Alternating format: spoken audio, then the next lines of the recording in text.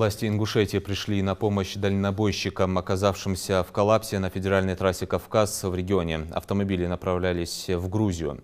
Но закрытие движения для фур по военно-грузинской дороге вынудило дальнобойщиков поменять свои планы.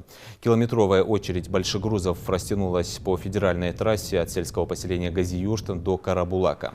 Все эти фуры через Россию и Грузию направляются в Турцию из Казахстана и других стран Центральной Азии.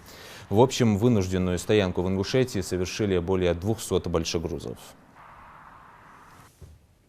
Нами по поручению главы было в 3 местах организованы пункты питания, горячего питания для водителей и дальнобойщиков.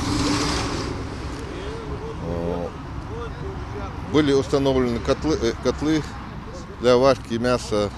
Также организован подвоз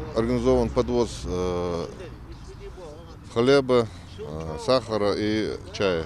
В настоящее время Главным управлением МЧС России по Республике Ингушетия ведется учет большегрузных автомобилей, которые стоят у нас на федеральной автодороге. Значит, у нас организовано взаимодействие с руководителями администрации сельских поселений и районов насчет бытового характера.